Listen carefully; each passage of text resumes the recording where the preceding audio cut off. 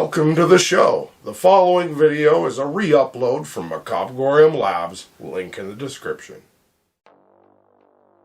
We all have our favorite childhood cartoons, those half-hour animated tales we would anticipate and wait for each and every week. Maybe when we got home from school, had some free time, or it was just Saturday morning. Nothing beats sitting in front of the television with a bowl of super sugary cereal, as we would sit and wait to see our animated friends and see what adventures await.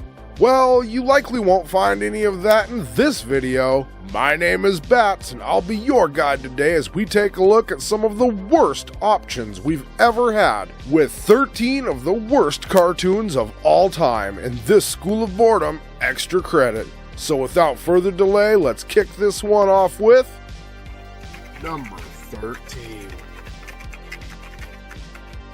Yo Yogi.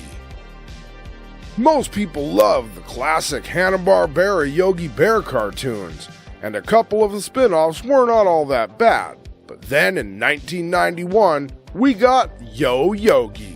This was part of a popular trend of the mid-80s through mid-90s where a lot of cartoons went through an extreme transformation. There was also a trend of giving characters the baby treatment, but that is a topic for another video. But as far as this one goes, it took the extreme route, with bright neon colors, making all of the characters teens and giving them a totally rad new fashion. Like many of the spin-offs for this show, it would also feature many other Hanna-Barbera characters, all with the same character treatment. Instead of trying to leave the park or swindle picnic baskets, Yogi and the gang would be placed in a setting called Jellystone Mall, and they would work for an agency called the LAF, or Lost and Found, where they would solve very simple mysteries in each episode, another trope common with Hanna-Barbera cartoons. While this one did feature familiar villains, an important note is that not every character got the extreme treatment, and many of the ones that didn't were used as pop culture parodies of famous people from the time. All in all, this one just failed to meet its mark of a great cartoon, and was a victim of being outdated before it even aged. Number 12. Spaceballs, the animated series.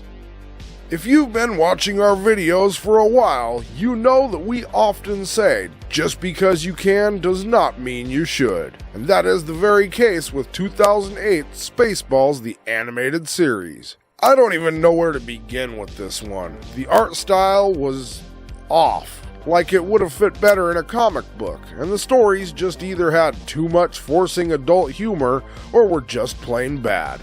Not to mention the animation. It was just bad all round. Even though this one was produced by the legend himself, Mel Brooks, we wish he would have made Spaceballs 2 instead.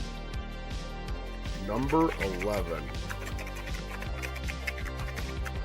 Mega Man, the animated series.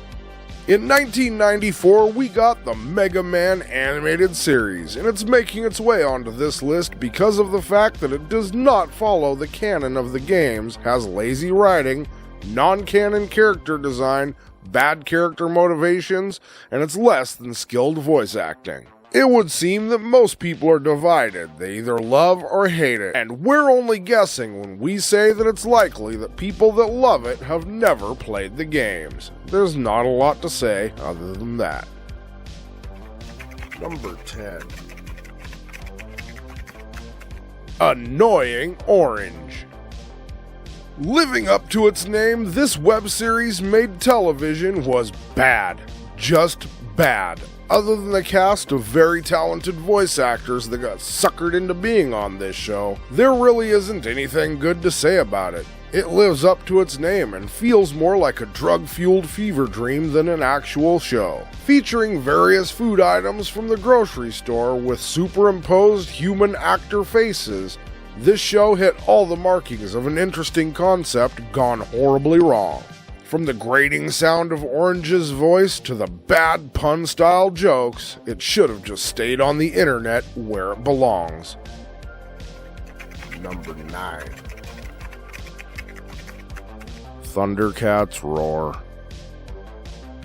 just like this entry, Thundercats Roar came out and then left just as fast. What is it with most post-2010 cartoons being awful? Anyway, we have talked about this one before, and yeah, the only thing we're gonna say is it should have been lower on this list. Number 8. Hammerman.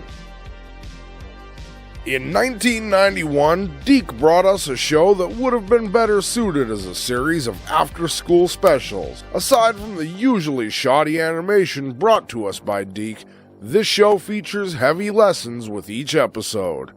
Among the myriad of things wrong with this show, one of the few redeemable qualities is that its theme song, intros, and main character were acted and voiced by the legendary MC Hammer himself. However, as you might have guessed, it finds itself on this list because it sucked. Not because of being awesome. This show would focus on a pair of magic talking shoes. And yes, I just said magic talking shoes. When Stanley Burrell, the real MC Hammer, wears these mystical shoes, they transform him into the superhero and titular character, Hammerman. After Hammerman would spend each episode solving a problem or issue, the show would end with the real MC Hammer delivering solutions based on the episode for kids to use in real life in an attempt to help them get through childhood. In summary, in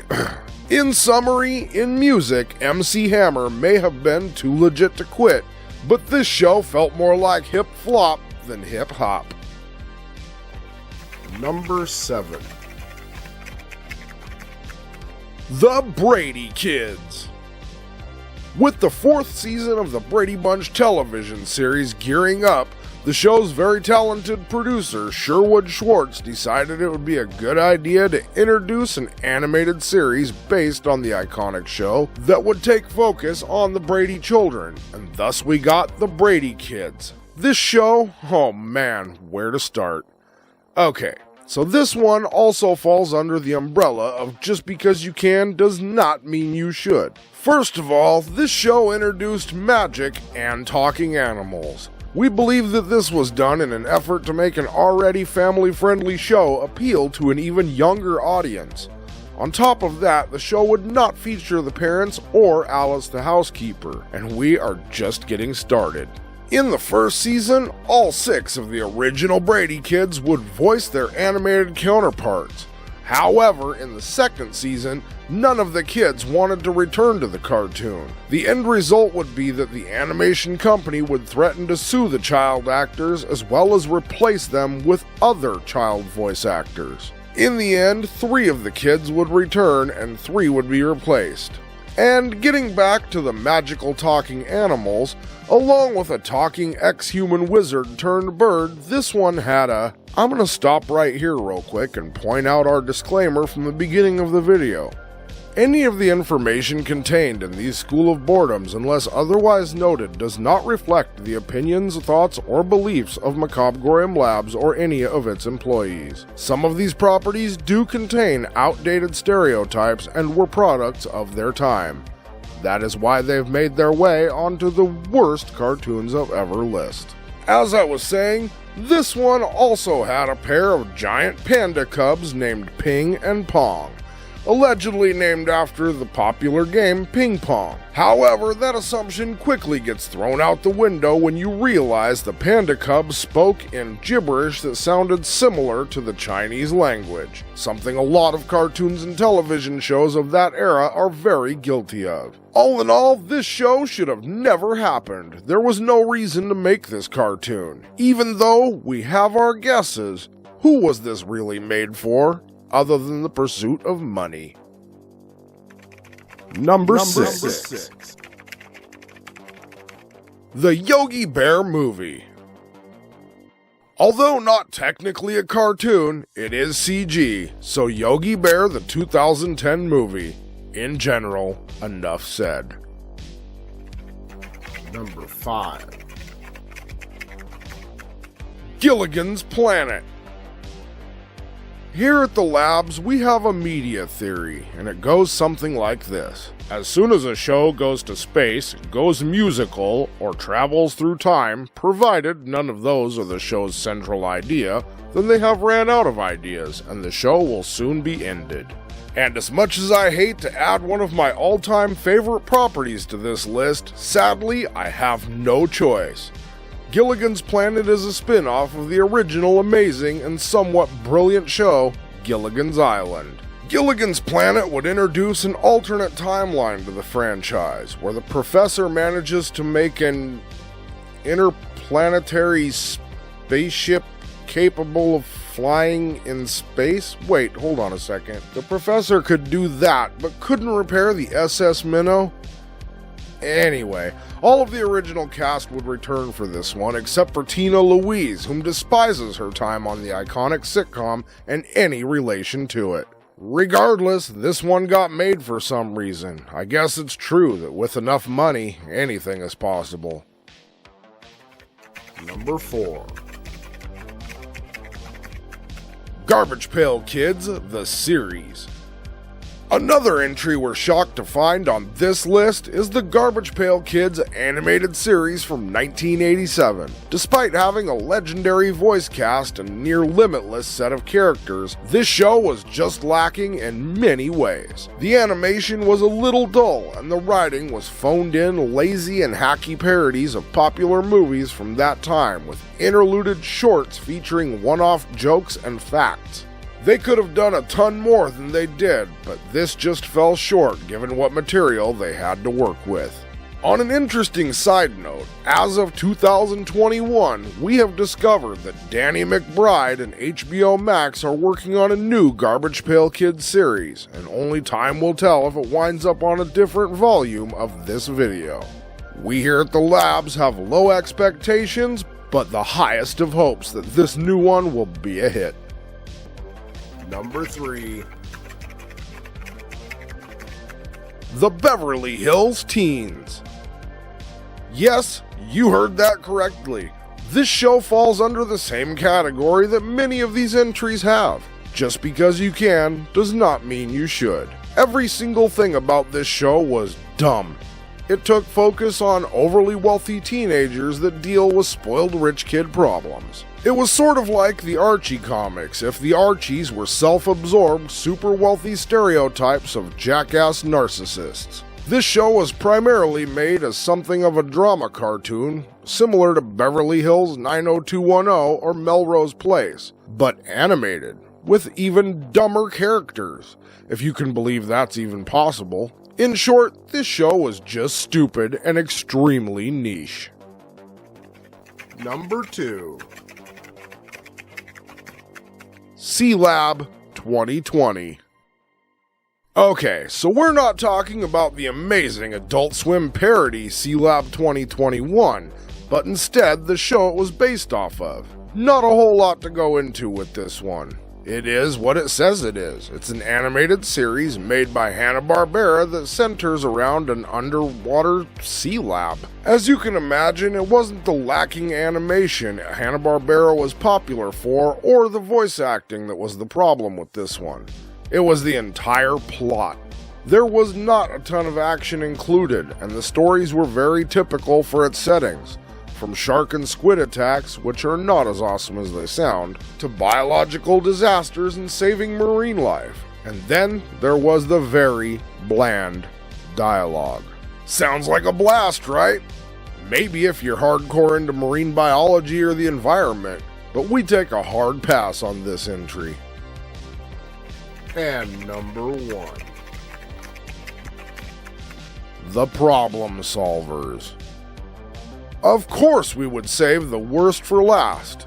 What happens when, quote, art majors get to make a cartoon? We get the Problem Solvers. Bad art, lame animation, and horrible voice acting. The most notable thing about this show is that it even existed in the first place. The Problem Solvers centers around a group of would-be detectives that solve crimes around their fictional town of Farborough. They even added a wealthy talking dog just to spice things up. However, it feels similar to like when you go to an art museum and see what looks like a brown splatter painting, and after staring at it for several hours you think, I might see the point or meaning to it, and suddenly someone comes up to you and says, "Excuse me, can we get by? Earlier today someone shit all over our wall and we need to clean it up to make room for this Bugs Bunny painting." Then later on, you're approached by a person that says, "Oh no, where did my masterpiece go?" So you respond with, "Everyone thought you pooped on the wall, so they cleaned up your mess and put something interesting in its place." And with that, we have come to the end of this list. If you can think of any shows that you despised from your childhood, please feel free to leave them in the comments section below, and maybe we'll make a commenter edition of this video. Anyway, I've been your host, Bats, and this has been School of Boredom Extra Credit, 13 of the worst cartoons ever made. Be sure to check back next time, even we don't know what we have in store, and as usual, think for yourselves. And keep it creepy.